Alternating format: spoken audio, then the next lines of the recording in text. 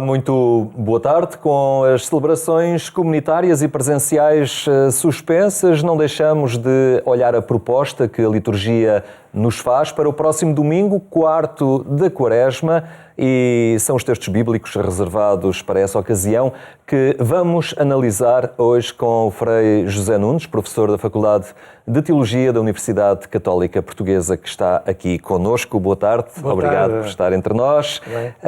Este 4º domingo da Quaresma, uma data litúrgica que nos vem falar da luz e das trevas, este confronto. Sim, confronto, antítese, figura de estilo que nós chamamos contraste, não é? Antítese. A Bíblia está cheia, como é um livro de literatura, está cheio de figuras de estilo, não é?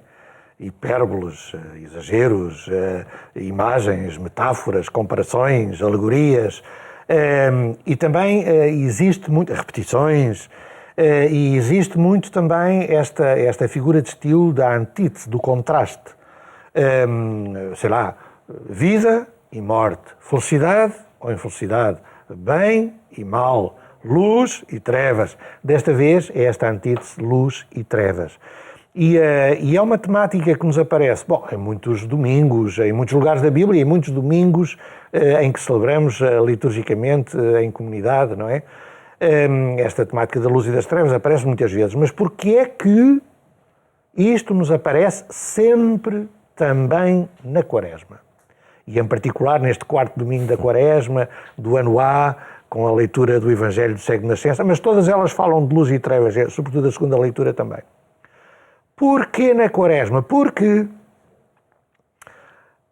quem se preparava para o batismo tinha um tempo especial, último de preparação na Quaresma, e depois era batizado na Vigília Pascal. Ora, os que se preparavam para o batismo chamavam-se os catecúmenos, que estavam bastante tempo a preparar-se para o batismo. E ao preparar-se para o batismo, eles faziam uma caminhada para começar a ver de outra maneira, para deixar de estar nas trevas e passar a estar na luz, para deixar a vida de pecado, a vida de hábitos que eram contrários ao Evangelho, a vida de práticas que eram contrárias ao Evangelho, e passarem a viver segundo uma outra luz, segundo uma outra perspectiva. O batizado então era aquele que era um iluminado, era aquele que tinha a luz de Jesus para saber viver. E isto realmente, isto a nós, eu digo com franqueza, nós aqui em Portugal, pode ser que isto não nos fale tão diretamente e tão evidentemente como em lugares onde há muitos catecúmenos. Eu digo muitas vezes, eu vivi em Angola há alguns anos como missionário, não muitos, 9 anos, e eu todos os anos lá no interior tinha 4.500 a 5.000 batismos de adultos. Era uma paróquia missão muito grande, quase um terço do Alentejo, digamos assim, comparando. E então havia muitos batismos de adultos. Esses catecúmenos demoravam entre 3 a 5 anos até chegar ao batismo. Menos que isso, impossível. Porquê? Porque era esse tempo de catecumenado, que aliás no princípio, nos primeiros séculos da vida da Igreja era muito parecido, era um tempo de aprendizagem de encontrar uma nova luz para a vida. Eles tinham que deixar as trevas, eles tinham que deixar... Não é que não fossem boas pessoas, mas claro, como pagãos, sem qualquer sentido pejorativo, eles viviam numa cultura onde, por exemplo, existia muito a ideia e a prática da poligamia, onde existia a adivinhação, onde existia as práticas de feitiçaria, onde existiam costumes, sei lá, de alcoolismo. E uma pessoa que quer ser cristã, uma pessoa que ouviu falar de Jesus, uma pessoa que viu uma comunidade cristã a viver em solidariedade, em amor, e que se quer tornar cristão, que se quer batizar, que quer entrar na igreja, tem que aprender uma outra maneira de viver, tem que ter uma outra luz. Não, tem que deixar essas trevas, que eram a sua vida da cultura antiga, da cultura tradicional, e passar a viver numa outra perspectiva, com uma outra luz, não é? E parece-lhe que este tempo longo de preparação também favorece depois um maior comprometimento? Sem dúvida. Isto significa que nós estávamos ali a viver e a fazer um processo de evangelização em profundidade e não em superficialidade. Não era alguém que dizia assim, eu quero ser cristão, está bem, então anda cá, olha, o nosso Senhor Jesus Cristo foi este e tal, estás batizado no dia seguinte. E isso levaria certamente a um menor compromisso da pessoa e a um mais fácil abandonar depois do batismo, abandonar a vida cristã. Não, isto é a tentativa justamente de garantir alguma seriedade, alguma profundidade e, portanto, algum compromisso maior face àquele que quer ser cristão. Não se tem que ser demasiado rigorista, não temos que ser perfeccionistas. Não, ninguém o é, temos que aceitar humildemente que somos pecadores. E é por isso que a Igreja também, mesmo depois do batismo, a Igreja tem o sacramento da reconciliação, que é para aquele que é batizado e que pecou, poder recomeçar, não é? Mas isto era uma tentativa de garantir uma seriedade grande à vida cristã. E eu estava a dizer que isto, se calhar, para nós, cristãos em Portugal, que não vivemos tanto estes processos catecumenais, pode soar um pouco teórico, embora seja a realidade importantíssima da vida da Igreja desde há 2000 anos e ainda hoje, em muitos lugares, como Angola e este que eu estive. Mas nós podemos aplicar isto perfeitamente a qualquer um de nós. Ao Henrique, a mim, a qualquer cristão. Qualquer cristão, no fundo, tem que ser um novo catecúmeno, isto é, tem que ser alguém que, como o cego de nascença, já lá vamos ver, quer fazer um caminho de progressiva aproximação a Jesus para cada vez mais olhar a vida com a luz que é Jesus. Isso tem a ver com todos nós. Nunca ninguém acabou o caminho. Né? Todos nós estamos em caminho. Todos nós estamos num caminho de busca de perfeição, de santidade, que é o caminho, digamos, do catecúmeno, daquele que quer ou ser batizado ou aperfeiçoar a sua vida de batizado, não é? Muito bem, vamos então avançar e escutar o Evangelho de João. Naquele tempo, Jesus encontrou no seu caminho um cego de nascença. Cuspiu em terra, fez com a saliva um pouco de lodo e ungiu os olhos do cego. Depois disse-lhe: vai lavar-te à piscina de Siloé. Siloé quer dizer enviado. Ele foi, lavou-se e começou a ver. Entretanto, perguntavam os vizinhos e os que o viam a mendigar: não é este o que costumava estar sentado a pedir esmola? Uns diziam: é ele. Outros afirmavam: não é, é parecido com ele. Mas ele próprio dizia: sou eu. Levaram aos fariseus o que tinha sido cego. Era sábado, esse dia em que Jesus fizera lodo e lhe tinha aberto os olhos. Por isso os fariseus perguntaram ao homem como tinha recuperado a vista. Ele declarou-lhes: Jesus pôs-me lodo nos olhos, depois fui lavar-me e agora vejo. Diziam alguns dos fariseus: esse homem não vem de Deus porque não guarda o sábado. Outros observavam: como pode um pecador fazer tais milagres? E havia desacordo entre eles. Perguntaram então novamente ao cego: tu que dizes daquele que te deu a vista? O homem respondeu: é um profeta. Replicaram-lhe então eles: tu nasceste inteiramente em pecado e pretendes ensinar-nos? E expulsaram-no. Jesus soube que o tinham expulsado e, encontrando-o, disse-lhe: tu acreditas no Filho do Homem? Ele respondeu-lhes: quem é, Senhor, para que eu acredite nele? Disse-lhe Jesus: já o viste, é quem está a falar contigo. O homem prostrou-se diante de Jesus e exclamou: eu creio, Senhor.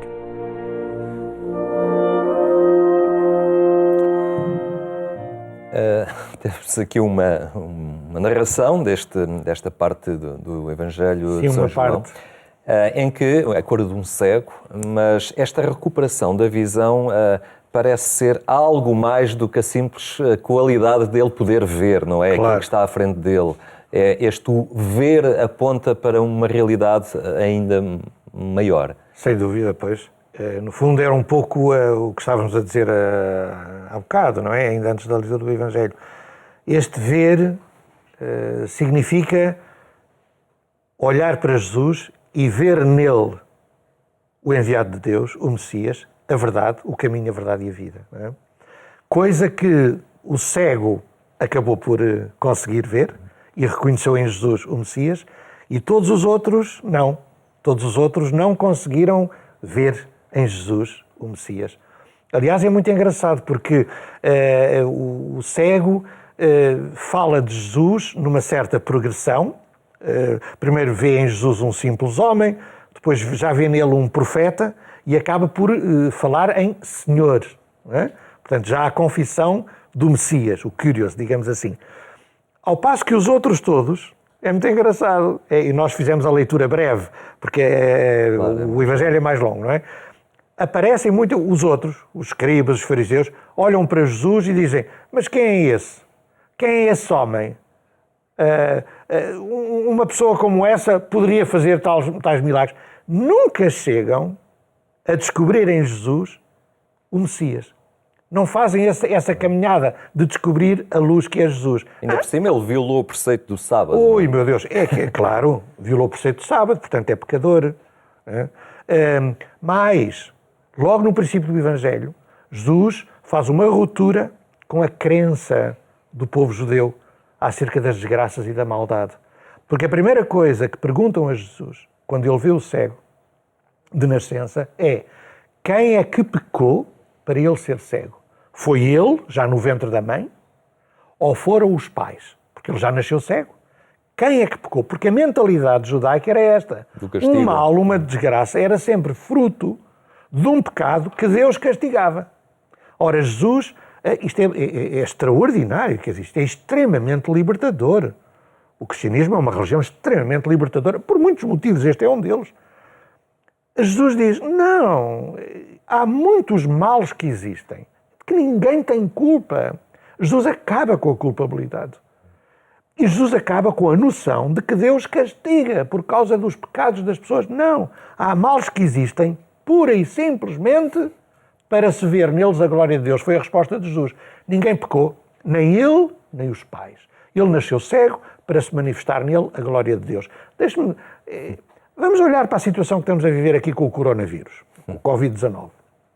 Há pessoas que podem ser tentadas, e se calhar não são tão poucas como isso, a ver nisto culpa de alguém.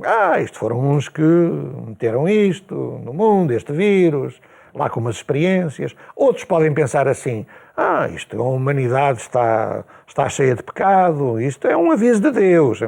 Há gente que pensa assim. Há gente que pensa assim. Ora, Jesus vem-nos dizer: não, nada disso.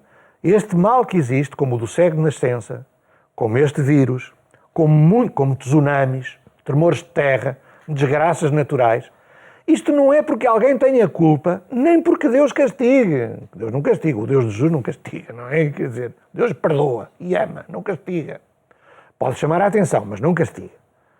Então, estas coisas existem, é muito simples. Para que é que existem? Porquê é que existem? É para a gente as resolver e construir um mundo novo. É para isso. Porquê é que ele nasceu cego? É para a gente o curar e para mostrar como a vida é boa vendo bem. Mas para isso temos que ver, temos que conseguir ver, não é? E claro. Muitas vezes os cegos somos nós. Pois, exatamente. Os cegos somos nós temos a vista tapada, não é?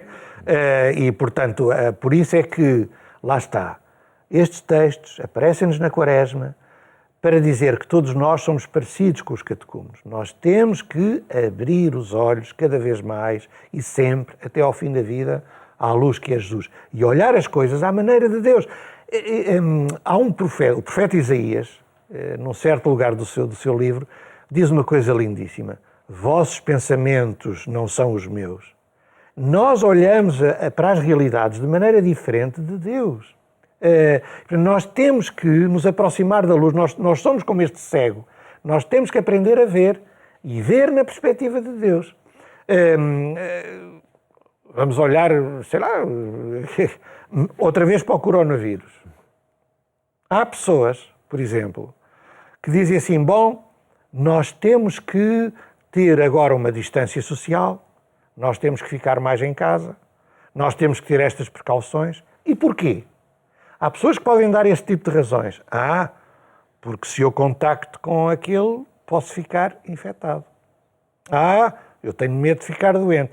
Isto é a nossa maneira humana, normal, e não é que esteja mal, mas é a nossa maneira humana de olhar para esta realidade. Deus, se calhar, pede-nos para a gente ter um outro olhar. E diz assim, sim, distâncias sociais, com certeza, mas não é por causa do medo de ficares doente. É para interromperes uma cadeia de transmissão. É para não pegares o vírus a alguém. Okay?